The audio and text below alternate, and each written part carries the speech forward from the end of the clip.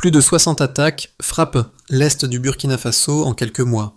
Pourtant, les rapports officiels parlent d'une baisse de 35% des offensives récentes. Que signifie vraiment, pour ceux qui vivent là, qu'Ibrahim Traoré apparaisse désormais au milieu des troupes plutôt qu'à distance? Et si cette accalmie fragile n'était qu'une étroite fenêtre à saisir? Au cœur d'un pays marqué par les villages désertés, les routes coupées et les marchés silencieux, une autre image commence pourtant à se dessiner. Des puits sont réparés, des axes vitaux rouvrent, des écoles reprennent doucement leurs activités, comme si la vie cherchait à reprendre ses droits au milieu des ruines. Cette orientation esquisse une promesse concrète pour la population, celle d'une stabilité retrouvée, non pas théorique, mais vécue au quotidien par ceux qui avaient perdu jusqu'à l'idée même de sécurité. L'enjeu dépasse de loin la simple reconquête de territoires occupés par des groupes armés. Il s'agit de savoir si le Burkina Faso parviendra à transformer une série d'initiatives locales, souvent discrètes, en une cohésion nationale capable de résister au prochain choc. Car chaque pas en avant repose sur un équilibre précaire, menacé à la fois par les offensives soudaines et par les tensions internes encore vives. La question n'est donc plus seulement de savoir si la violence recule, mais si la société pourra tenir dans la durée sans s'épuiser. Les premiers chiffres publiés créent une cassure inattendue dans la dynamique du conflit. Plus de 60 attaques ont frappé l'est du Burkina Faso durant le premier trimestre, tandis que les rapports militaires signalent ensuite une diminution de 35% des offensives. Cette transition abrupte mais encore fragile ne marque ni une accalmie solide ni une victoire stratégique. Elle révèle plutôt un glissement complexe où les lignes de front se déplacent au rythme des opérations, des replis et des réactions adverses. Au cœur de cette évolution, la présence régulière d'Ibrahim Traoré parmi les unités déployées joue un rôle qui dépasse la simple symbolique politique. Ce choix de se montrer au milieu des soldats, loin des distances protocolaires habituelles, s'inscrit dans un contexte où chaque geste de proximité devient un signal adressé à des forces épuisées mais tenaces. La scène est révélatrice. Des troupes mixtes, composées de militaires et de volontaires pour la défense de la patrie, partagent les mêmes terrains rugueux, les mêmes veilles nocturnes et les mêmes risques immédiats. Leur cohésion naissante s'ancre moins dans les discours que dans l'expérience partagée de la précarité et de la résistance quotidienne. Cette réalité s'étend également aux espaces que l'armée tente de stabiliser. Villages désertés, routes meurtries, marchés vidés par la peur. Chaque lieu porte encore les traces visibles des affrontements successifs. Pourtant, une lente recomposition apparaît. Les écoles rouvrent par étapes, les puits réparés commencent à ramener une eau stable et certaines familles, malgré l'incertitude persistante, osent revenir sur leurs terres. Rien dans ces signes ne garantit une trajectoire durable, mais chacun indique qu'une part de la société cherche à réorganiser ses repères. Le pays avance ainsi dans une zone d'équilibre instable. Trop de menaces demeurent pour parler de paix, trop de mouvements émergent pour parler d'effondrement. C'est dans cet entre-deux mouvant que les décisions militaires, la mobilisation citoyenne et les interventions locales se croisent, dessinant les premiers contours d'une stabilité encore précaire mais désormais perceptible. Dans les zones récemment sécurisées, les premières transformations s'observent moins dans les rapports officiels que dans les gestes discrets de ceux qui demeurent sur le terrain. À Tenko, les soldats réguliers comme les volontaires pour la défense de la patrie travaillent dans une synchronie presque silencieuse, réglant leurs déplacements sur les contraintes d'un environnement encore instable. Les visages tirés témoignent d'une fatigue profonde, mais aussi d'une persévérance qui s'est imposée au fil des opérations successives. Ici, les discours comptent moins que la constance de la présence humaine. Rester, tenir, surveiller, réparer quand c'est possible. Les premiers effets tangibles émergent justement de cette routine épuisante. Dans un hameau autrefois vidé, 2 familles entreprennent de nettoyer les décombres d'une vieille maison, non pour reconstruire immédiatement, mais pour marquer une reprise symbolique de l'espace. Plus loin, un instituteur, devenu volontaire par nécessité, aide un petit groupe à remettre en état une citerne fissurée afin de fournir une eau rudimentaire aux habitants revenus. Ces initiatives modestes révèlent une logique essentielle. La reconstruction n'est pas portée par un seul centre de décision, mais par une multitude de volontés locales qui comblent les vides laissés par les années de violence. Cette dynamique crée un fil d'interprétation nouveau. Les avancées militaires ne prennent sens que lorsqu'elles permettent à des gestes ordinaires de se réinstaller. Chaque puits remis en service, chaque champ déblayé ou maison réoccupée devient un point de stabilité autour duquel une communauté peut se rassembler.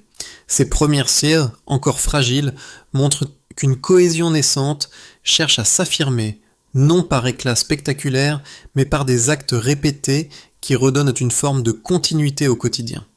Tout commence par une succession d'attaques d'une intensité inhabituelle dans l'est du Burkina Faso.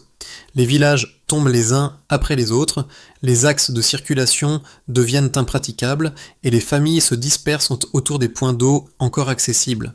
Les premières escarmouches ne sont pas seulement des affrontements armés. Elles annoncent un basculement profond où la peur se mêle à l'épuisement collectif. Les forces régulières, confrontées à des groupes mobiles capables de frapper puis de disparaître en quelques heures, peinent à stabiliser les zones les plus exposées. La tension grimpe au fil des jours et les marchés qui subsistaient encore ferment à mesure que les routes stratégiques se disloquent. La phase suivante révèle l'ampleur de la crise. Certaines localités, pressées par la pression insurgée, se retrouvent temporairement isolées, obligeant l'armée à revoir sa manière d'intervenir. C'est à ce moment précis que les volontaires pour la défense de la patrie, mobilisés dans l'urgence, émergent comme un élément déterminant. Leur arrivée change la configuration du terrain.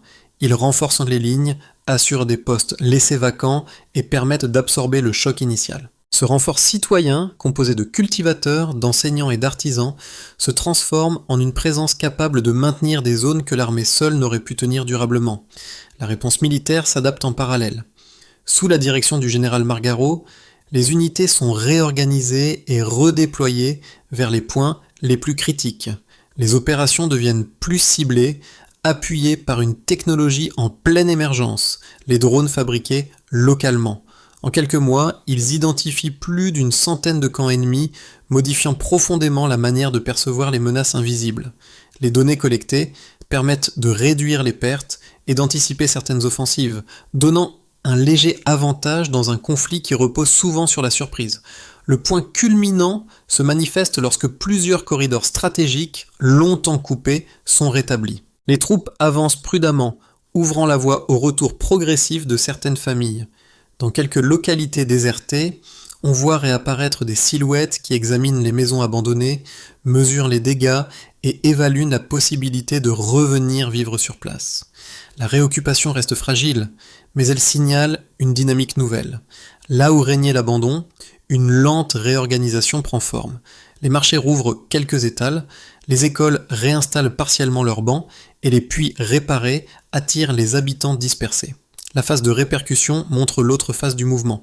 Le conflit, même en recul temporaire, a laissé plus de 150 morts sur quelques mois et des pertes économiques estimées à plus de 500 millions de dollars. Les communautés doivent composer avec ces blessures profondes, terres incendiées, bétail dispersé, commerce ruiné, solidarité familiale affaiblie par les déplacements forcés. La peur ne disparaît pas, elle s'amenuise par instants, au rythme des patrouilles et des reconstructions improvisées. Pourtant, un fil discret s'impose. Les avancées ne proviennent pas d'un événement spectaculaire, mais d'une accumulation d'initiatives locales, de décisions adaptées et de résistances silencieuses. Ce sont ces efforts dispersés qui empêchent l'effondrement complet et ouvrent la possibilité d'une stabilisation relative. Les opérations militaires, les retours timides et les gestes de reconstruction composent une trajectoire incertaine, mais réelle, où chaque gain, même minime, devient une pièce essentielle d'un équilibre qui doit constamment être réaffirmé. L'évolution récente du conflit au Burkina Faso se lie avec une clarté particulière lorsque l'on observe les données consolidées des rapports militaires. 3 repères quantitatifs s'imposent, chacun révélant une dynamique propre du terrain, tout en clarifiant les contours d'une stabilisation encore fragile. L'objectif n'est pas d'y voir des signes définitifs de basculement, mais d'interpréter ce que disent les chiffres lorsqu'on les replace dans la série d'événements des derniers mois. Le premier repère concerne le rythme des offensives. Plus de 60 attaques ont frappé l'est du pays au premier trimestre 2025, mais une diminution de 35% a été observée sur le trimestre suivant. Cette réduction, significative par sa magnitude, montre qu'une partie des capacités d'action ennemie a été perturbée. Cette baisse reflète un infléchissement réel bien que vulnérable. Le chiffre ne vaut pas conclusion, mais il marque une rupture dans la succession d'assauts qui semblait auparavant incontrôlable. Les forces régulières et les volontaires pour la défense de la patrie ont profité de cette fenêtre pour consolider des positions clés, transformant partiellement la dynamique du front. Toutefois, la persistance d'attaques dispersées rappelle que cette amélioration dépend d'une surveillance constante et de la capacité des unités à répondre rapidement. Le deuxième repère repose sur la réappropriation des routes stratégiques. Environ 70% des axes majeurs ont été rétablis et sécurisés après avoir longtemps été sous contrôle insurgé. Cette proportion indique une progression notable dans la restauration de la mobilité logistique du pays. Cette reprise améliore directement la circulation vitale des communautés isolées. Derrière le pourcentage se trouvent des effets concrets. Des marchés recommencent à fonctionner, les convois humanitaires atteignent à nouveau certaines localités et les familles déplacées disposent de chemins plus sûrs pour envisager un retour. Le rétablissement de ces routes ne constitue pas seulement un avantage militaire, il restructure des interactions sociales, économiques et institutionnelles qui avaient été fragmentées par la violence prolongée. La difficulté principale réside désormais dans le maintien de ces corridors face aux risques d'embuscade, car la sécurisation d'une route n'est jamais acquise. Le troisième repère est celui de la mobilisation citoyenne. Plus de 100 000 volontaires ont été formés au sein des volontaires pour la défense de la patrie à la fin du premier semestre 2025. Ce nombre impressionnant montre l'ampleur d'une participation populaire devenue indispensable pour compenser les limites structurelles de l'armée. Ce volume traduit une implication collective rare en contexte instable. Les VDP assurent une présence durable dans les villages repris, soutiennent les patrouilles mixtes et participent aux réparations essentielles comme les puits ou les accès routiers. Leur engagement stabilise des zones où les forces régulières seraient trop dispersées pour maintenir une couverture fiable.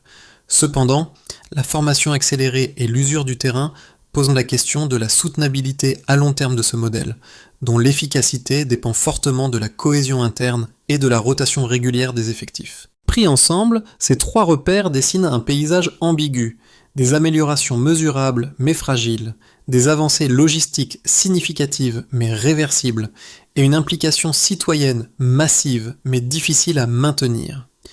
Les chiffres ne décrivent pas une victoire, mais un effort organisé qui tient le pays à distance de l'effondrement. Ils montrent aussi combien la stabilisation actuelle repose sur un équilibre dynamique que la moindre faille pourrait rompre.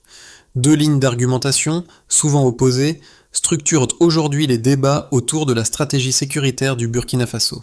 Elles s'appuient toutes deux sur les mêmes faits: la mobilisation citoyenne, la baisse de 35% des attaques récentes, la reprise d'environ 70% des routes stratégiques et la détection de plus d'une centaine de camps ennemis grâce aux drones locaux, mais elles en tirent des conclusions différentes quant à la direction que prend le pays. Le premier point de vue met en garde contre une militarisation croissante de la société. Selon cette lecture, l'implication élargie des civils armés et la multiplication des unités locales pourraient brouiller les responsabilités institutionnelles.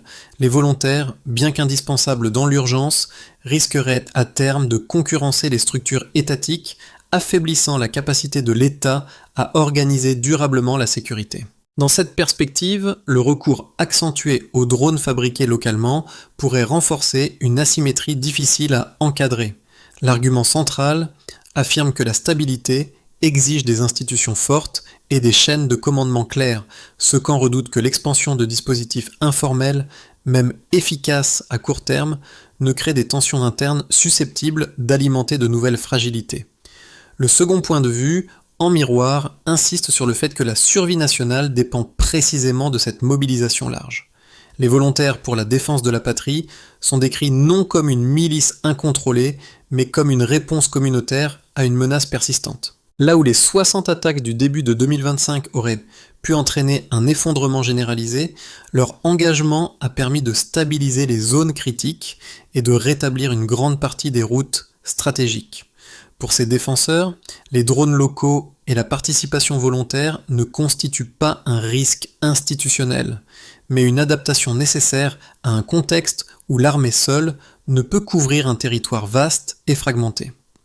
Leur thèse repose sur l'idée que la cohésion émerge lorsque les citoyens deviennent acteurs directs de leur propre sécurité. Face à ces deux positions, une réponse nuancée se dessine à partir des données disponibles. La baisse des attaques, la restauration des routes et l'efficacité des drones révèlent un système hybride où civils et militaires agissent de manière complémentaire. L'enjeu n'est donc pas de choisir entre institutionnalisation stricte et mobilisation populaire, mais de comprendre comment articuler durablement cette coopération sans créer de nouvelles vulnérabilités. Un glissement décisif apparaît. Dans plusieurs zones récemment sécurisées, l'évolution ne se mesure plus seulement à travers les opérations militaires, mais dans le retour presque instinctif des gestes du quotidien. Là où les patrouilles imposaient jusqu'ici le rythme, ce sont désormais les habitudes civiles, l'ouverture d'un étal, le nettoyage d'une cour, la réparation d'un enclos, qui réapparaissent et transforment silencieusement l'atmosphère locale. Ce changement, discret mais réel, modifie la façon dont les communautés perçoivent la sécurité, non comme une parenthèse fragile, mais comme une possibilité que l'on peut réinvestir. Cette transition s'observe aussi dans les regards des forces déployées. Soldats réguliers et VDP constatent que certaines familles reviennent avant même la fin complète des opérations de déminage, signe que la peur n'exerce plus la même domination qu'auparavant. Cette inversion marque un tournant psychologique essentiel, un moment où la société commence à s'agréger autour des avancées obtenues. Dans ce décor en recomposition, la présence d'Ibrahim Traoré prend une dimension nouvelle. Voir un dirigeant circuler dans les zones libérées renforce l'idée que les efforts accomplis sur le terrain ne sont pas isolés, mais soutenus depuis le sommet.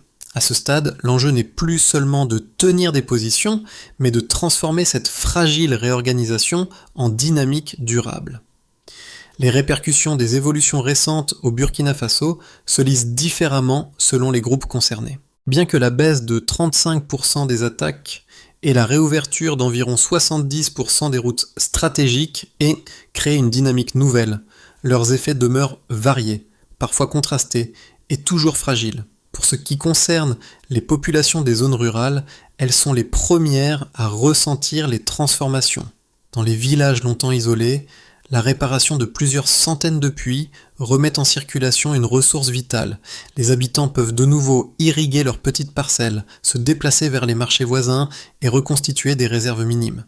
Les familles qui avaient fui reviennent parfois prudemment, nettoient les cours, examinent les habitations laissées derrière elles et tentent de reprendre une vie ordinaire malgré les traces visibles des affrontements. Pour ces communautés, chaque puits restauré ou route dégagée devient une promesse de continuité, même si la peur n'a pas totalement disparu.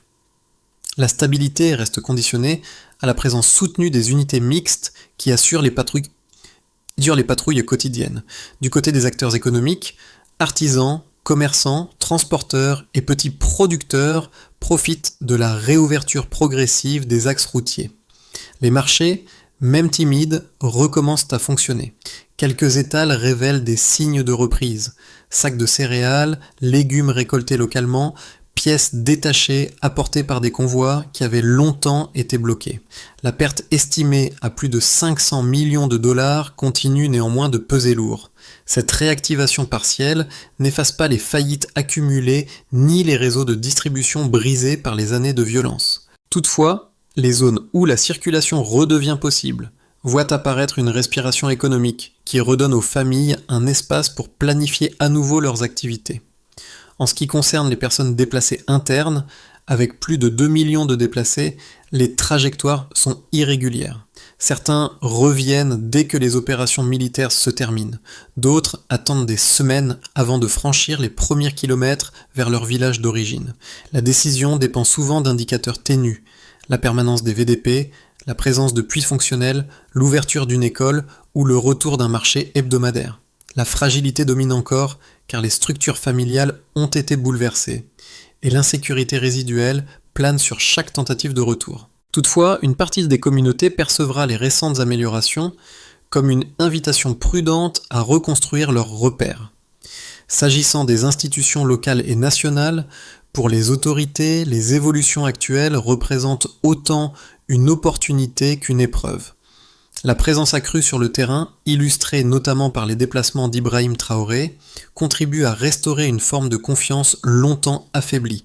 Les structures administratives regagnent une légitimité lorsqu'elles validèrent par des visites directes les engagements pris.